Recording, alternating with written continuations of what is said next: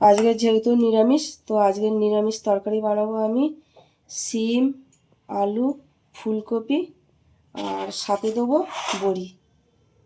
তো চলো তার আগে সব সবজিগুলো ভেজে নিই। ফুলকপিগুলো ভাজার জন্য দিয়ে দেবো, হলুদ দিয়ে দেবো, ভাজার জন্য খুব ভালোভাবে নেড়ে দেবো। তো ফুলকপিগুলো ভাজা হয়ে গেছে, আর এবার উঠিয়ে নেবো।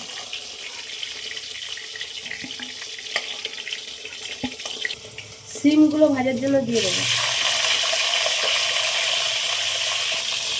ভাজার জন্য খুব ভালোভাবে নেড়ে দেবো সিমগুলো। তো সিম খুব ভালোভাবে ভাজা হয়ে গেছে, আর উঠিয়ে নেব।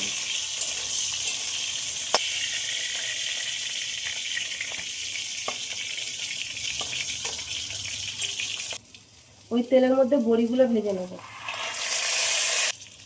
ভাজার জন্য খুব ভালোভাবে নেড়ে দেবো। বড়িগুলো ভাজা হয়ে গেছে, এবার উঠিয়ে দেবো।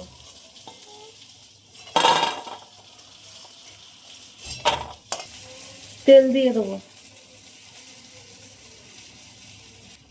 ফোড়নে দেবো জিরে, তেজপাতা, আলুটা দিয়ে দেবো।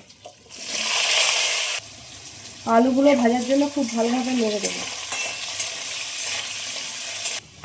মশলার জন্য মিক্সি বাটি নিয়ে নিয়েছি, দিয়ে দেবো শুকনো লঙ্কা, কাঁচা লঙ্কা, আদা, হাফ চামচ জিরে, টমেটো কুচি দিয়ে দেবো, নুন দিয়ে দেবো, হলুদ দিয়ে দেবো। ভাজার জন্য খুব ভালোভাবে নেড়ে দেবো। আদা, জিরে, শুকনো লঙ্কা, কাঁচা লঙ্কা বাটাটা দিয়ে দেবো। মশলা দিয়ে খুব ভালোভাবে নাড়বো। সিম ফুলকপিটা দিয়ে দেবো,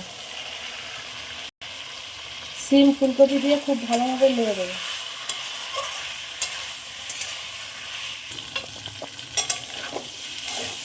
খুব ভালোভাবে কষানো হয়ে গেছে, আর এবার জল দিয়ে দেবো, গরম জল।